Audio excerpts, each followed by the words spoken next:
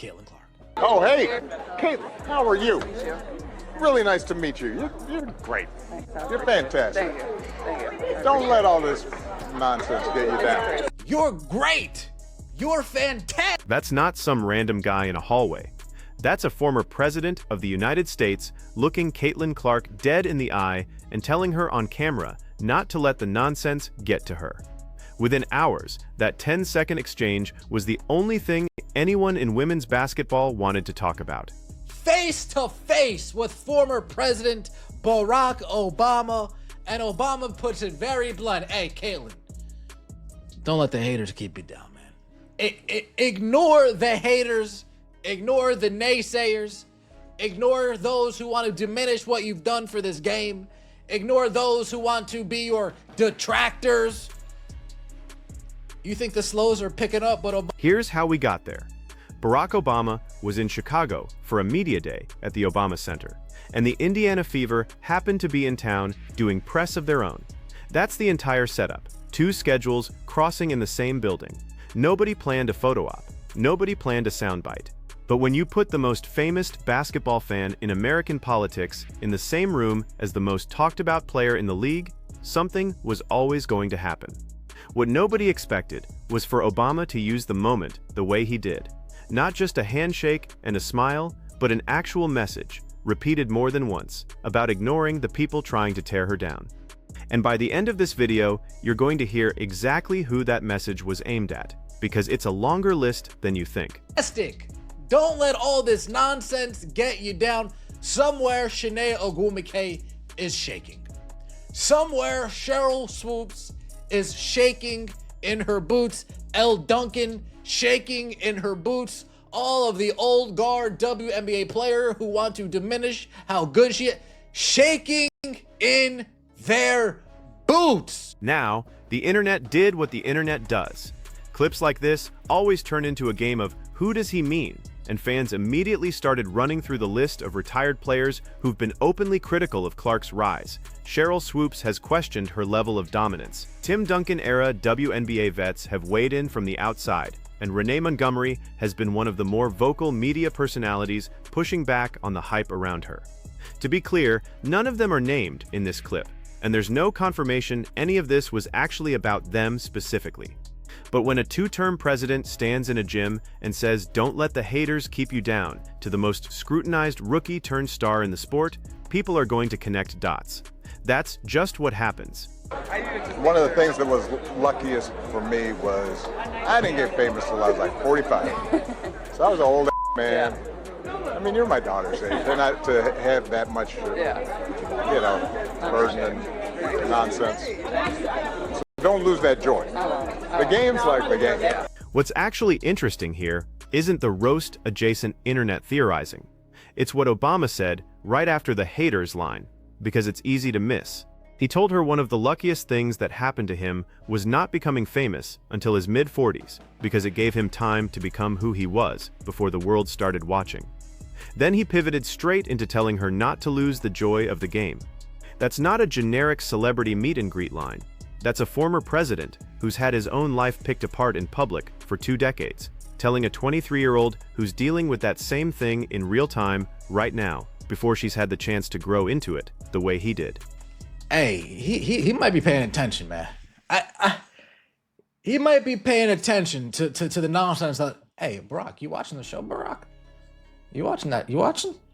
You watch? Let me...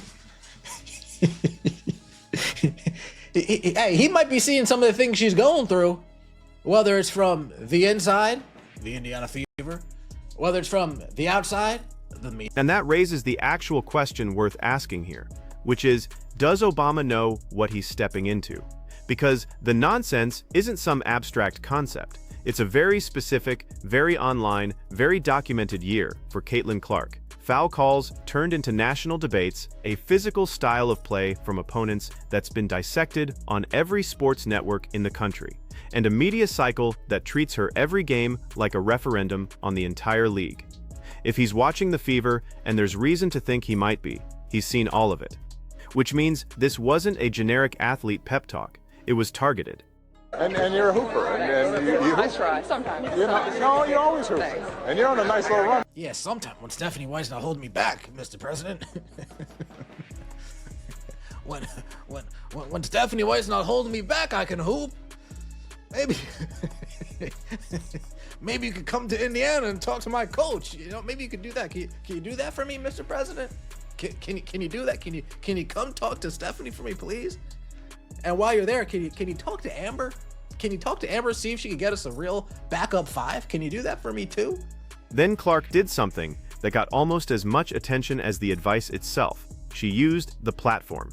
Half joking, she asked Obama to go talk to her own head coach, Stephanie White, about playing time, and then asked him to lean on general manager Amber Cox for a real backup center. It's a bit. Everyone in the room laughed, but it's also Caitlin Clark, in front of a former president and cameras, naming actual roster and rotation issues that Fever fans have been complaining about all season. That's not nothing. That's a player using a viral moment to put a real basketball gripe on the record, wrapped in a joke so nobody can call it a shot at management. Gangster shit. Gangster shit from CC. Hey, we got pictures, but hold up. Yo, CC. Yo, Kelsey, get over here, mama. Hey, AB, get over here. We're about to take a picture with Obama. Come on, get in here. That's CC looking out. Hey. Right now. Yeah, we are. Yeah. That's a teammate's teammate right there. That's a teammate's teammate right there. This is also the point in the video where the story stops being about Clark alone, because her teammates pulled her back into the group photo almost immediately. You can hear it. Get over here, we're taking a picture with Obama. That's not staged. That's a locker room that treats her as one of them, not as a separate story from the rest of the roster. Which matters, because a big chunk of the outside noise around Clark has tried to frame her as somehow apart from her own team.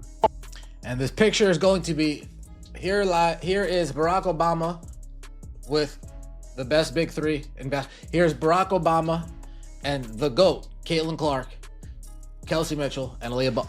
Hey, don't let the haters get you down. Yeah, the people at USA Today, don't let them get you down. The fools at The Athletic, don't let them get you down.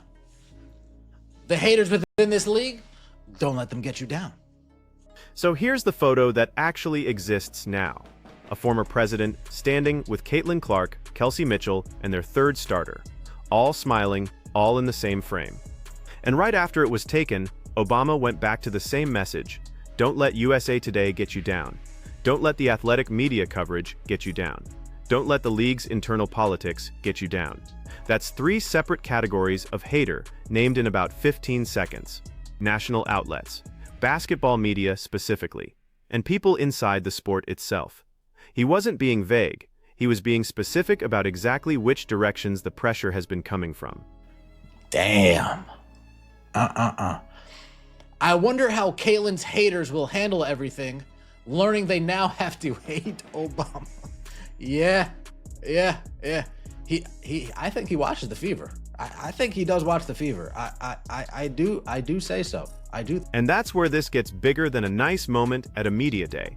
Because now there's a version of this story where Caitlin Clark's critics don't just have to deal with fans pushing back on them anymore.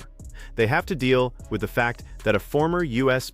president, in his own words, called the coverage of her nonsense, on camera, unprompted. You can disagree with the framing, but you can't unsay it once it's out there. I'm not an Obama fan, but he didn't have to give these words of encouragement, but he did. He has a way to really make an impression when he's building people up. She still wanted her teammates too. This is the person she is, yet they try to turn her into an evil person. I bet Sanaya Rivers is furious right now, huh? I bet Sanaya Rivers is furious. Oh, man. She's not going to say it, but Angel's probably not happy. I know Angel got her little picture too, but Angel's probably not happy either. Now here's the part one think actually matters more than the viral clip. Obama didn't have to say any of this. Nobody was forcing him to wade into a WNBA media controversy. He could have taken the photo, said great to meet you, and moved on with his day. He chose to make a point of it, more than once, in front of her teammates. And it's worth wondering out loud how that lands for the media figures who've built a chunk of their coverage around criticizing Clark's game, or her impact on the league. Not because any of them have responded, because as of this video, none of them have, but because getting publicly, if indirectly, called out by a former president is not a small thing to sit with. President Obama tells Caitlin Clark not to let the media nonsense get her down and that she's a great player. Oh, I forgot about Monica McNutt. Monica McNutt is in shambles, right? Jamel Hill in shambles, right? The #1 simp, Chris Williamson, in shambles right now. They're all in shambles, right? Damn. And this is where I have to be straight with you about what's confirmed and what isn't. Obama never named a single journalist, analyst, or media outlet by name in that room. Every connection between his comments and specific commentators, including some of the names fans have floated most, like sports media figures who've been openly critical of Clark's coverage, is speculation from people online, not something Obama himself said. Treat it exactly as that. What is confirmed is the language he used on camera about the coverage itself. Hey, USA Today, Obama's even calling you nonsense. Damn. I give credit where credit's due. That's awesome. Awesome you said that. I gotta give credit where credit's due. Gotta give credit where credit's due. Oh, shit. Oh, damn. Yeah, imagine writing that article and even have Obama like, yeah, we probably draw the line with comparing what happens in the WNBA to Emmett Till. Yeah. Yeah. Yeah. I have to give him credit as it's good advice. What's not speculation is the outlet he did reference directly, USA Today. He said it by name. That's not fans reading into a vague comment. That's a former president specifically calling out a national publication's coverage as nonsense in a room full of players and cameras. Whatever you think of the paper's WNBA coverage this season, that's a real headline on its own, separate from anything else in this clip. Can you imagine if Trump came and talked to the players? I know so many would disrespect him, but good on Obama. Yeah. And he would try to talk to some players too. He would try to talk to some players too, I'm sure.